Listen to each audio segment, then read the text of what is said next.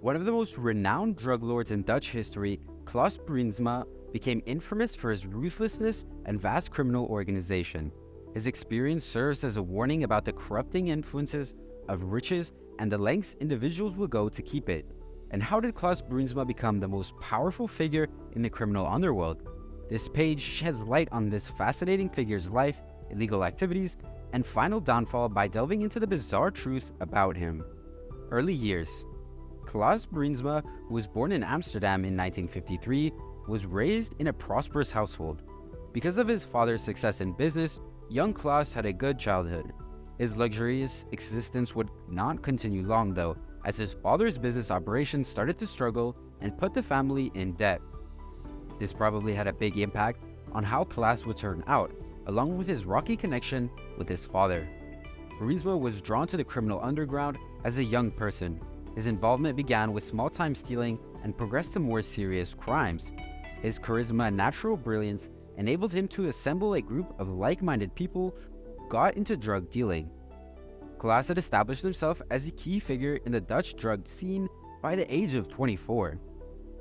Constructing an empire. Klaas Bruinsma's illegal enterprise grew quickly in the 1970s and 1980s. In order to establish a broad network for the smuggling of drugs, especially hashish and marijuana, he strategically allied himself with other criminal organizations, both locally and internationally. His empire eventually spread to Turkey, Morocco, and South America in addition to the Netherlands. His ruthlessness increased as his business expanded. Bruinsma was a man who would not hesitate to use violence and was renowned for his cold-blooded manner. He immediately established a reputation for being absolutely ruthless towards his adversaries, maintaining control through intimidation and murder. Due to his level of violence and his great stature, which demanded respect from those around him, he was given the nicknames De Long, the Great One, and De Dominie, the Reverend. Klaas Bruinsma's criminal enterprise was thought to be among the biggest in Europe at its height. He has connections to some of the most potent international crime syndicates and oversaw a fleet of ships. His desire for luxury grew as his income did. He gained notoriety for leading an opulent lifestyle that featured costly parties, fast automobiles, and stunning ladies. Downfall. But when law enforcement organizations honed in on Klaas Bruinsma's operations, his empire began to fall apart, much like that of any other crime lords before him. International collaboration in the fight against drug trafficking increased in the 1980s, and the Netherlands was no exception. Together with their counterparts in other regions of Europe and the US Drug Enforcement Administration, DEA, the Dutch police started taking down Bruinsma's criminal organization piece by piece. Klaas was detained in prison in 1986 after being charged with cocaine trafficking. He carried on influencing the criminal underworld while he was imprisoned.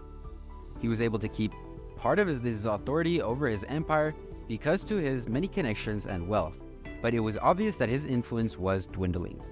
When Bruinsma was released from prison in 1990, his illegal enterprise was finally coming to an end.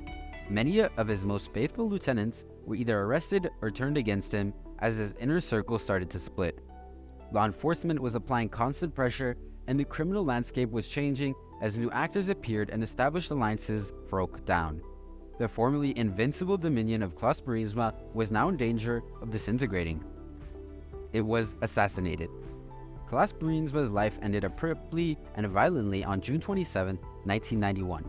He was shot many times at the age of 37 in what appeared to be a targeted hit outside the Amsterdam hotel Hilton. The Dutch underworld was shocked by his murder, which effectively put an end to his reign as the largest criminal ever to operate in the country.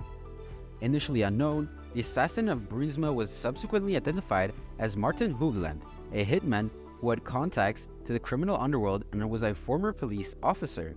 The 2004 murder of Hoogland, who was in prison for unrelated crimes, adds another layer of mystery to the tale of Klaas Bruinsma's life and demise.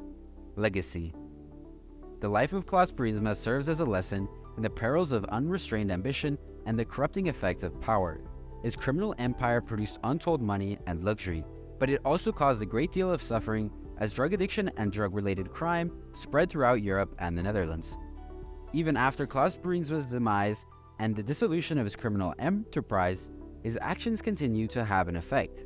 His death serves as a reminder of both the sinister allure of criminal underground and the dogged drive by law enforcement agencies to bring down criminal enterprises.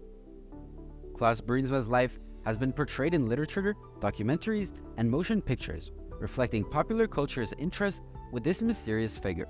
His life and demise have captivated audiences ever since, providing as a sobering reminder of the harsh reality of organized crime. Klaas Bruinsma rose swiftly and brutally to the top of Dutch criminal underworld. His empire, which spanned multiple continents and was based on drug trafficking and a violent strategy for holding onto control, made him one of the most feared characters in the underworld. But in the end, his unquenchable thirst for money and power brought about his downfall and terrible demise.